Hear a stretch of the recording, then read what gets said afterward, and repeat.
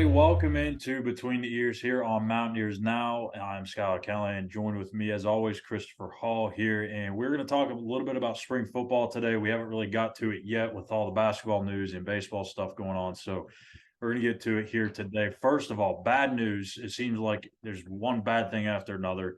And that's the case here today as Neil Brown told reporters that true freshman linebacker Josiah Trotter has suffered a lower leg injury that is going to require surgery, and he will be out for a quite a period of time. Don't know if it's quite season ending or if it's going to be maybe the back 2 or 3 games of the season that he may be able to return, but it seems like it's probably a 4 year for the end of the year. So Trotter was one of the top recruits coming out of the 2023 class. He chose West Virginia over Clemson, Maryland, Notre Dame, Ohio State, Oregon, Penn State, South Carolina, Tennessee, Virginia Tech, and several others. So, uh, obviously, this is not a good thing because West Virginia is already kind of somewhat thin at the position. They felt like Trotter was going to be able to come in and have some sort of impact, whether it be on special teams or being rotated in at Mike linebacker. So tough to see a kid go down, especially one as talented as Trotter is. Um, what does West Virginia got to work with now at linebacker, Chris? I mean, obviously he wasn't going to start or anything, but who could be some of those other guys that step up and fill into that role? Well, they do a lot of cross training. I know. Wow, you put me on the spot now. Every kid just escaped me. Austin Cave, probably. Yes, Austin Cave, Ben. He was probably looking to Uncutter, yeah. us. Yeah, Ben Cutter. Do this kind of the same thing as Trotter. Now you're probably going to have to rely on him a little more. So it'll be interesting. I'm sure that puts I don't know how much of a monkey wrench into their scheme was. But I imagine they're probably going to try to fill that need more so in the portal. Yeah, and then good news is West Virginia did get some secondary help. This is a secondary that needs every bit of it because of how bad they were a year ago due to some injuries and just some guys that made up the jump up to Power Five football that just quite honestly weren't ready for that type of jump and had to be thrown into the mix right away. They do get a guy with some Power Five experience in as Minnesota transfer Beanie Bishop, who announced his commitment to the program on Wednesday. Chris, just what I mean, you kind of looked at him a little bit yesterday. What is West Virginia getting here in Bishop? Yeah, you're going to get a solid kid. I think he can play more up on the line of scrimmage. I think he can actually contribute in the run game too. So you get experience. This will be his fifth, sixth Yeah, something season like in a college football program, sixth maybe. I don't because I think he got redshirted at Western Kentucky. But you get a lot of experience, so I think he can fit in. Just kind of a veteran, kind of immediately just kind of fit in and just know the scheme and contribute immediately. And the last bit of news before we move on to just the overall sense of spring ball, Jimmy Bell, obviously, we mentioned it earlier in our basketball episode, but well, not former, he's still here. West Virginia's starting center of the basketball team, Jimmy Bell Jr., is going to be working with the football team for the final 2 weeks of spring practice. We talked about it on the basketball side of things and how this could maybe just toughen him up a little bit more, get him some used to that physicality. From the football end of it, if he does stick with playing football, what does this look like for him? What does this look like for the offensive line? Maybe tight end room if he gets thrown into there. What do you see his future being with the team if he does decide to stick with football? Um, he would need at least a year and a half and hopefully be able to make the field by next fall. Yeah, he's going up against guys right now that's been doing it for quite a while.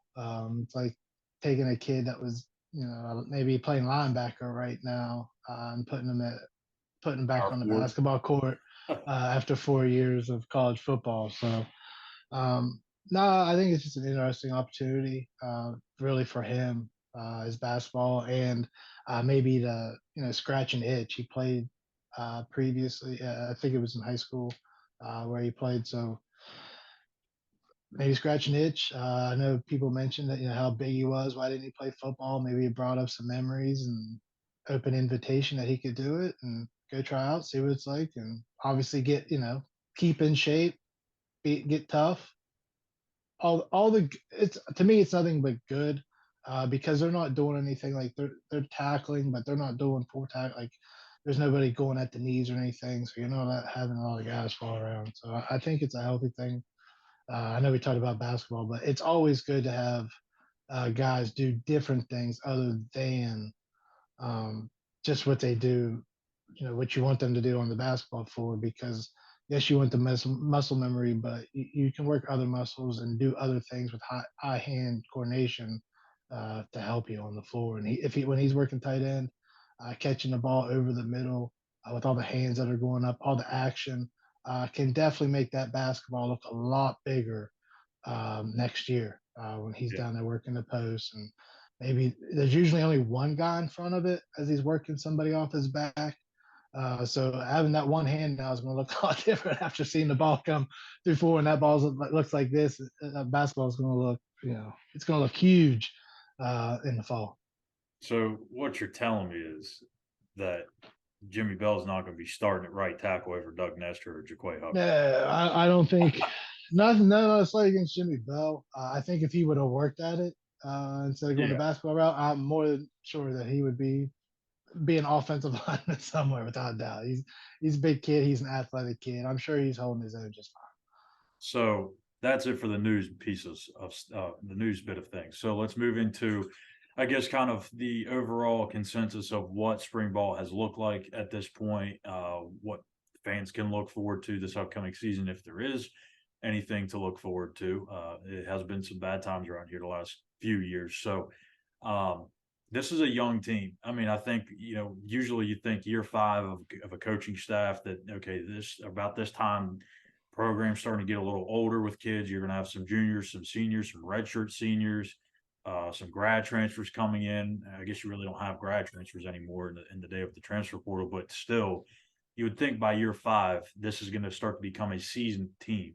It's really not the case, especially when you look at the wide receiving position, you look at the quarterback room, the secondary, defensive line just lost a ton of experience with Dante Stills going to the NFL, Taj Alston transferring to Colorado. So there's a lot of new faces. Jordan Jefferson, LSU. Yeah, Jordan Jefferson going to LSU. So there's a lot of new faces. Really, in my opinion, the only two groups you got to feel really good about is the offensive line and the running backs.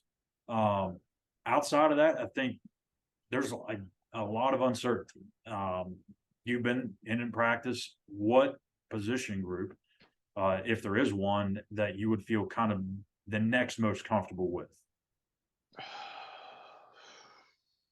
And that's probably the Oliver best question Straw, I've been asked. Ollie Straw, to be I'll put honest. it all right. So it's you mentioned it. There's not a lot of production returning. Yes, you have C.J. Donaldson in the backfield, but he could only carry the rock 10 or 12 times last year because he wasn't uh, in shape enough to carry it 20 times. So you're depending on him this offseason. He's coming off an injury. He's been at practice. He's been full go. He's eager to learn.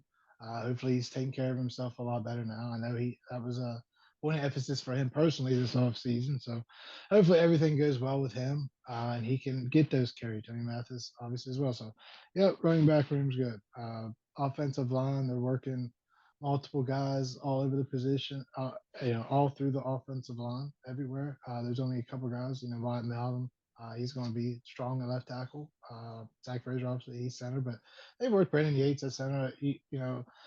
It's, I think that to me has been the success of this program. That was something that they really, emphasized. They knew that was a lot of attention coming in. They started a lot of young guys. They've had to bring guys along, and now you're starting to see the fruits of that labor come along. And now that's really not your focus anymore, and that's how you build a program. So that's great. Receivers, it's really hard to gauge receivers. I think right now because yes, they are going up against competition, but when they go over the middle, they know right now they're not going to get hit. Yeah, No one's going to take a cheap whole shot in different ballgame. practice like that. Yeah, so I told you this before we got on. Everyone that was into me was out there watching him in 2021 practice and Daggy dropping dimes. Like it was just highlight after highlight after highlight. It didn't translate because they were undersized and just overmatched pretty much every week and just kind of had to scrape the wins together that they did. Definitely not seeing that now. They're making plays. I'd say the best thing I've seen so far. And it's not that they haven't emphasized before, but I'm seeing receivers come back to the ball more when the ball is being thrown. I don't know it's not a West Virginia thing. It's kind of across the country. I don't know if it's from highlights. You just see receivers drift away so much away from the ball to let the defender get in there. I don't. I've seen it at NFL level too. It's kind of weird. But you see him come back, seen him making catches in traffic again. But it's just practice. I don't think really you're going to know what you have offensively and really until Penn State, and that could be bad because of everything that they're returning next year. So, um, I've seen kind of the same inconsistencies with Nico and Garrett in the very small amount that we get to see live action. So I don't know what to make of it. It's just practice. They're doing different things. They're trying different receivers, different areas. So timing issues are going to happen. You see them make plays as well. I think you do feel comfortable. I think the one thing offensively that you have this year, and with both kids, because I think Garrett really took a step forward. You can see it last year, reading the defenses, putting the ball where it needed to be. You can see him progressing this year with that as well. But with both kids being able to use their feet and make plays with their feet and get down the field, I think it's going to open up so much more offensively. But the key issue is the receivers. They have to make plays. They have not had a 1,000-yard receiver since they've been here, and you went to the portal and you got a kid that had 400 yards last year. Yeah, and all of that, a lot of that was 136 yards was that in his final game last year. So I think offensively, that's the issue. You got to have kids that's going to come get the ball. I've seen Bill Marshall coach it, preach it, yell it in practice. Make sure they understand at what point that they have to come back and get the ball. It's not just about giving yourself a better position, but make that DB run through you. And if you can't get to the ball, you get the flag. So if they're not letting you get to the position, you get the flag. So uh, you're seeing them being coached again, but it seems to be driven home a little bit this year while it's in practice. See if that translates into the fall and into the season. Yeah, I mean, there's a lot of, like we said, a lot of new faces on this year's team, be it transfer portal or incoming freshmen. I don't know where there's going to be an immediate impact. I mean, obviously Devin Carter at receiver is probably one. Beanie Bishop, Minnesota. I know he just committed, so we haven't got to see him on the field yet, but you have to assume he's going to play some factor. Montre Miller, the cornerback, Kent State, Cole Taylor, LSU tight end. Like there is some guys that are probably going to have to step into a big time role right away. Which newcomer, you don't have to predict who's going to have the best season, but which newcomer are you most excited, or I guess you're looking forward to seeing most? I mean, I've already got to see Cole Taylor. Excited to see if they actually go through with working him into the passing game. Yeah, I mean, we've heard Um, this for a few years now. we've heard this for decades at this point since Nealon left. So, um, uh, I mean, I'm more excited about that. Just I don't know why I build my excitement up for the hope of a tight end working the seam to get the safeties back, but we'll see. But I am excited that they do have somebody that they're excited about. That they don't like. There's times where they've been excited about tight ends and like, oh, maybe, but uh, they seem to be more excited about him with the potential in the passing game. Big kid. I don't think he's going to be in a 1,000-yard guy or anything crazy like that. But I think that he's a guy that I think can actually change their offense. I just talked about how the quarterbacks are changing the offense with being able to run it on the feet when something's not there. he can obviously change the offense, working the seam with that big frame and not only in the passing game but in the running game blocking. That's a two-way street there with what he can do. So I'm excited with his potential. But yeah, I don't. There's outside of that. I mean, I just there's not a lot of excitement with the Porter guys they brought in.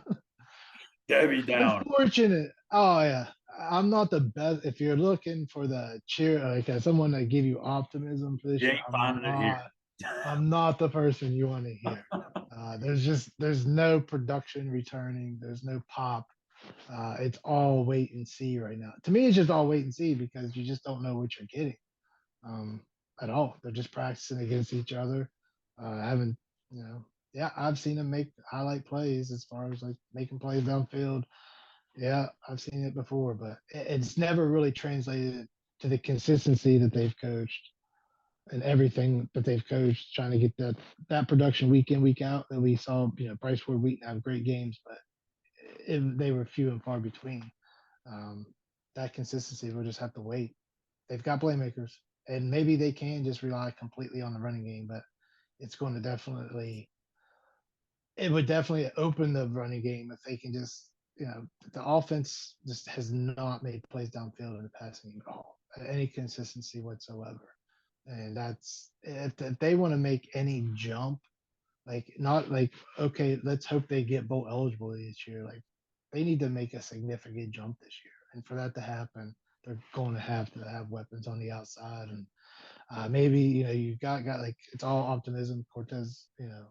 Uh, Cortez being back his second year, he's shown flashes. He didn't really get the reps, obviously, because last year there's all those receivers that were here were in the program. They just never developed into that consistency. So I, I think with the short history you've had, and maybe it was just because it was the guys that they had with Bryce Ford and Sam that it just never developed into playmakers. We'll have to see this year. Is it coaching receivers? I mean, think about how many receivers coaches there's been since has Been been almost like one every year, seems like. yeah. So I think this is fourth. I think they've had one every year. Washington was only here. Like, Yeah. if you go down, Bilal's been here. Um, obviously he knows what Neil Brown wants. So it's all to me wait and see. Um, until we see consistency, like maybe just flooded highlight films every day from practice of receivers doing incredible things. Maybe that would bring me more optimism, but not finding it on offense right now. Hopefully, the quarterbacks in the running game can do enough, but you're asking that to overcome a lot. When I mean, you think about it, the last year was the most production they've got from a receiver was last year, and it was Sam James for 700, was 773, something like that. So that's the best that they've done in the passing game. So, and yes, I know I have preached the whole look. We had COVID, NIL, all those things that really hindered this program the last few years. But Everyone else is better it's too. kind of hard to sell it when you don't have any pop.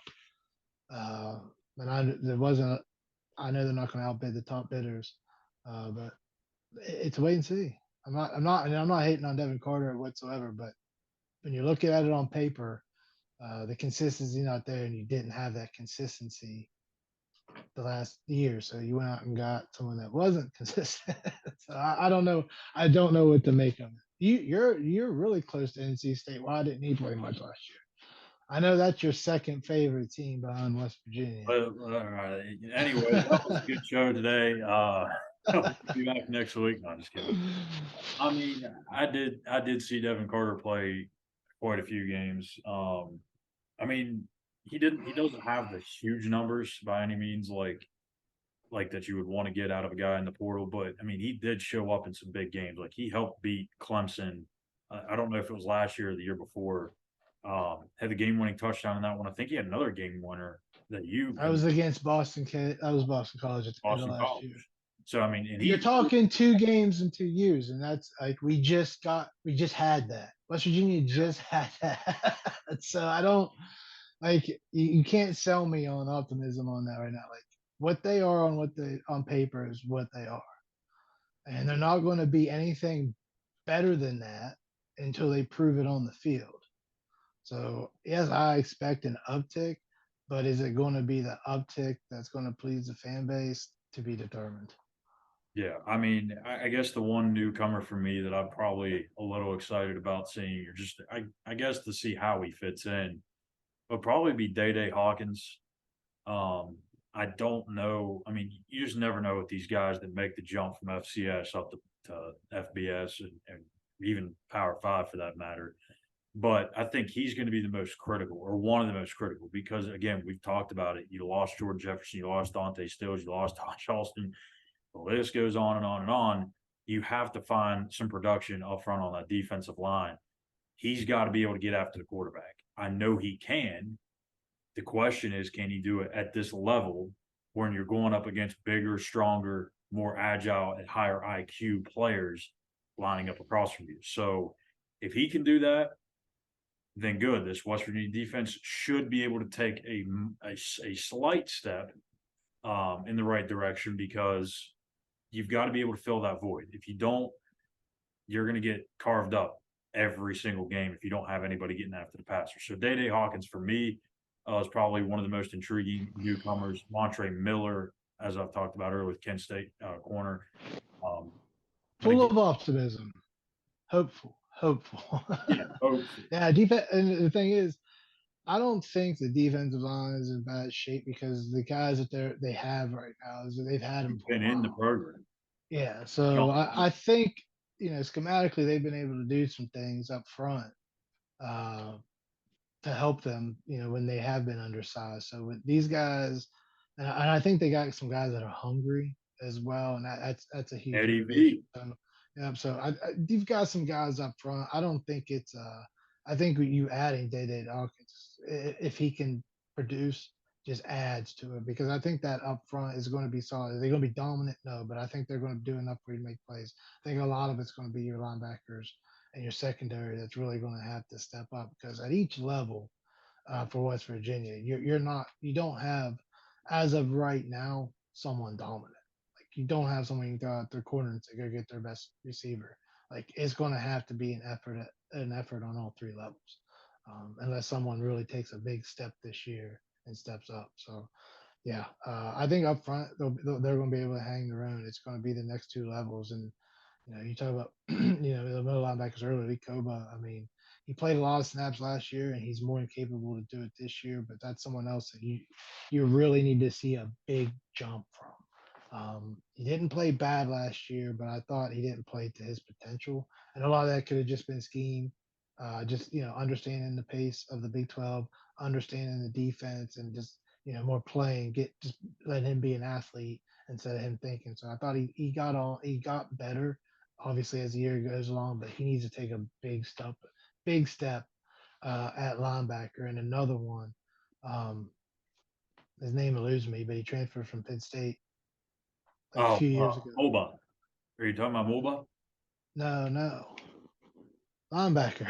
Oh, linebacker. Lance He's been here for a few. Dixon. Yes, Lance Dixon. Yes, yeah, Lance Dixon. He's another one that needs to take a big jump. Bartlett needs to take a big jump. Like these guys have been here for a while. You got to see a big jump game one. Like for this defense to be successful, these guys need a big. I don't care that it's Penn State. This is why you were brought here, was to make this big jump to go beat Penn State. So these guys that's been here that you didn't see production, like man, like Lance Dixon got here, like you were kind of like, oh man, look at his attributes. Look how big he is. Look how fast he is. Like he's strong. Like you just haven't seen that come out like fully on the field yet. So we need to see these guys make big jumps for them to be successful. And like I don't even think it's out of like I don't think it's a hard ask either. Like you've been here for a while. Like it's time for you to like step up, take control of the defense, and go play West Virginia defense. Like they were good. They played tough the years prior. Like bring that back. The mentality. It's time to step up. Well, and for them to be successful this season too, they're going to have quality defensive play. I'm not saying they have to be a top three in the Big 12, but when you have a first No, year starting quarterback, you're going to have to win some games with that defense, coming up with some big stops at critical times of the game. You're not going to be able to just run the ball 45 times a week down someone's throat in this conference. You're just not going to be able to do it. These defenses are much better than what they were when West Virginia first entered the Big 12. There's more defensive minded coaches in this league. There's better defensive talent in this league. They are going to figure out very quickly that West Virginia's key strength is to run the football and run it behind that offensive line. They're going to focus taking that away. When they do, it's going to put a lot of pressure on that young quarterback. So they've got to be able to have guys that step up at receiver. Quarterback's got to play well, but it's more importantly going to start on that defensive side, being able to keep teams limited and scoring and out of the end zone because you don't want to get in high And scoring. creating turnovers. They need to need to see talk about explosives on the offense, need to see explosives on the defense. And that's where Bartlett comes into play. Like get back here, get that ball out, let your teammates go dance in the end zone. Like Yeah. they need to get this mentality, like it's sense of urgency. That we need to see that hunger from them. We need to see these guys really take the reins of this defense and get after it.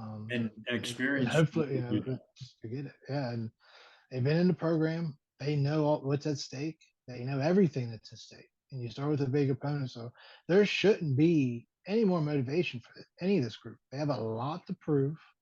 They've been dogged here for a few years here now. No one likes the product, so these guys have been in the program, so it's time for them to step up and start making plays because so much of it has just been guys not making plays. Like they're there, the ball's there, but they just don't make the play. So time for them to step up. We've seen Bartlett have big games. Like you can go back through all these guys. They've all had big games, all made big plays, but it's time to start stacking Spurts. those within at least within a month. Like, can we get that? Like maybe a back to back. So uh, we'll see. So before we get It'll be I will say it's going to be a really really big summer for them. Like out, they are going to have to because the benefit for all of these guys this year has been they've got to do like small things with the ball even during winter workouts. So they're expanding everything. Now it goes across country. Unfortunately, it's not just a West Virginia thing. So everybody gets an opportunity, but when you have guys like we just talked about it within the program for a long time, it's going to be a big summer for them to really bring this team together and set the tone for the season. yeah. So I mean, it's going to be a huge off season. I think before we get out of here, we got to talk about the quarterbacks real quick. We'll probably hit on this more in depth next week before the spring game. But Nico Markiel, Garrett Green, heated battle. It doesn't look like a decision is going to be made by the end of spring ball. In fact, Neil Brown said that they're going to play the long process in terms of making this decision. They're not in a rush. It's the right decision in my mind. I mean, there is no need to name a starter right now. I mean, you've got months and you don't want to make a decision now and one of those kids decides, oh, I lost the job, I got to go transfer. I think you wait this thing out because who knows too. We know with as you just said, the off season, some of these guys they may get to the end of their summer workouts privately or whatever, and they may take a huge step in the summer and come back and be the better quarterback in the summer. Yeah, You so don't much of it. The good thing with these two though is they're working together, and you can make each other better by not against doing each that. other. And they're going to work with the receivers this summer. So yeah, that connection, those guys, it's going to be huge. It's going to be big.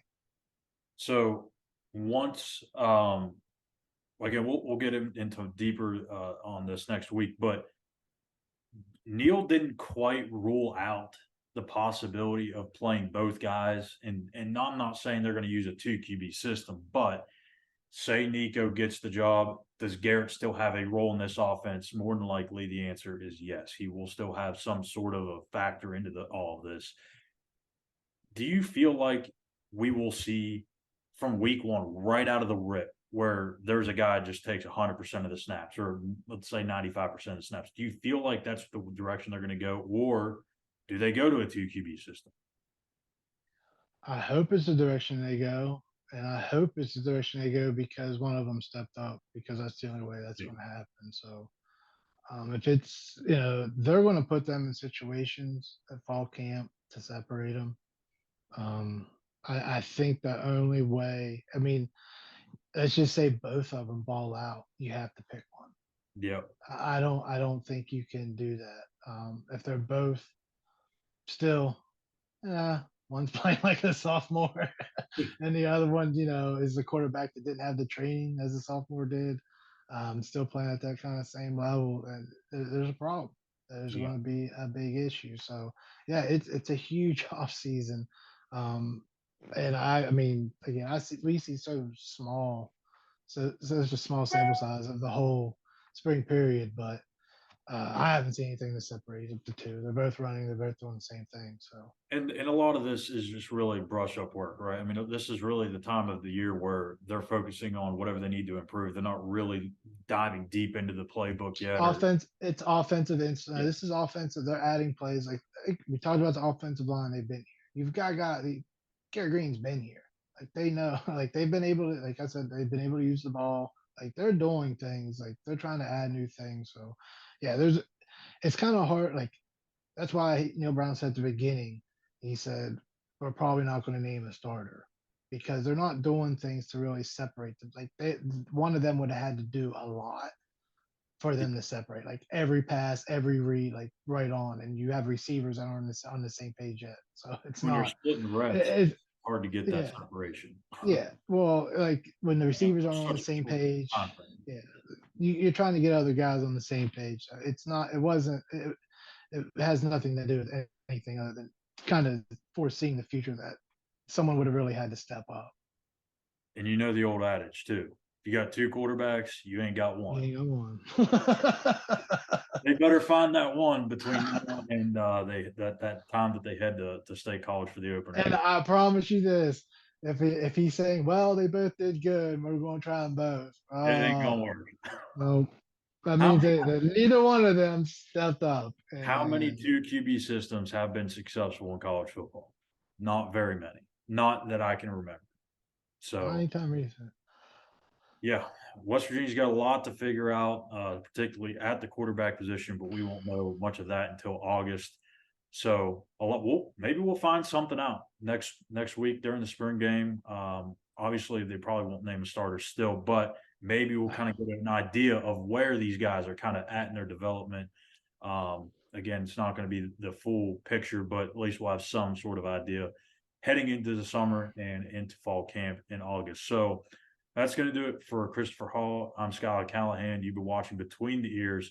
We'll be back next week to preview the spring game and talk about what to watch for in that. So until next week, we'll see you guys then. Take care.